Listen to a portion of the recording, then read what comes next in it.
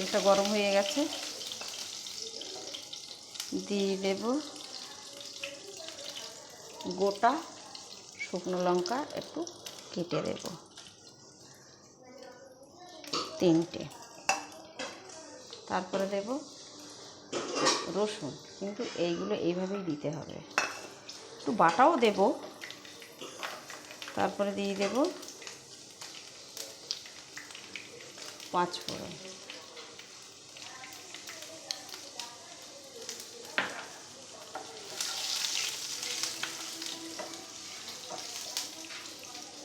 গোটা রসুন দিয়েছি, তার মধ্যেও দিয়ে দেব বাটা,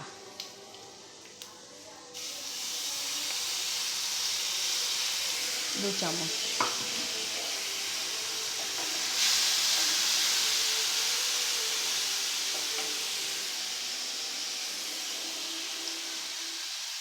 দিয়ে দেবো পেঁয়াজ কুচনো,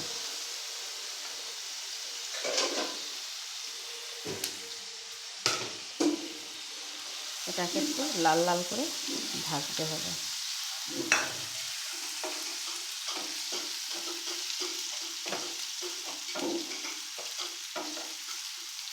কচুলতি দিয়ে চিংড়ি মাছ, খুব সুন্দর লাগবে খেতে।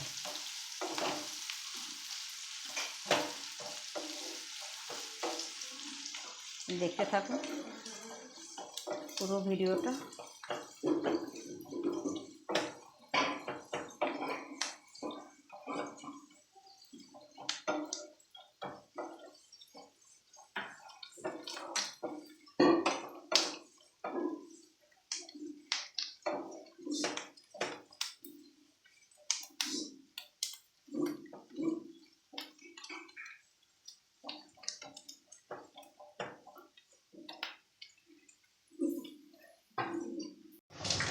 লাল লাল হয়ে গেছে, তো কচু শাকটা একটু, এই কচুর লতিটা একটু ভাবিয়ে রেখে দিয়েছিলাম, ঠিক আছে। দেখুন এইবার লাল লাল হয়ে গেছে, এর মধ্যে কচুর লতিটা দিয়ে দিলাম।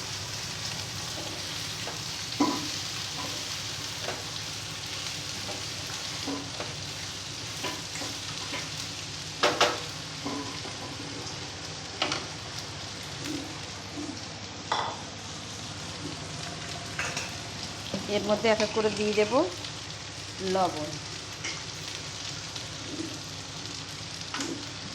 স্বাদ মতন লবণ দিয়ে দিলাম।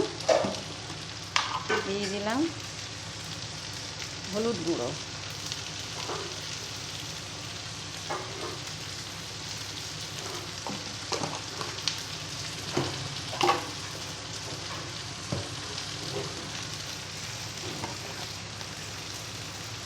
তারপরে দিয়ে দেব সব রকম মশলা একসাথে মিক্স করে রাখা,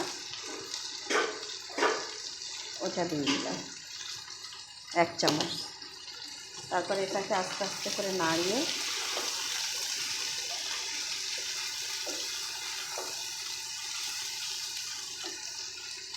চিংড়ি মাছ আগে থেকে জাল দিয়ে রেখে দিয়েছিলাম,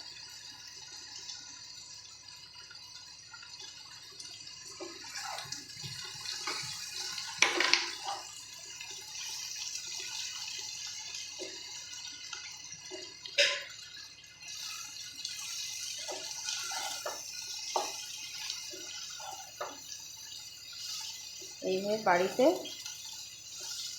বানিয়ে ফেলি।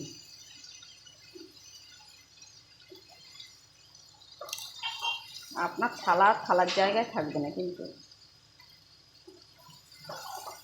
এত সুন্দর লাগবে খেতে, খুব টেস্টি।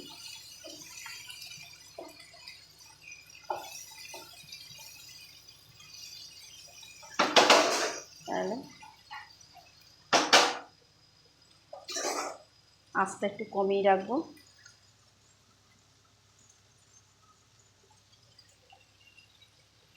একটা রেসিপি নিয়ে চলে আসছি। তাহলে আজ এই পর্যন্তই। সবাই সুস্থ থাকবেন, ভালো থাকবেন। এই যে কচুর লতি নামিয়ে নিয়েছি, দেখুন কচুলতি চিংড়ি মাছ দিয়ে একটু ভাজা ভাজা করেছি, ঠিক আছে।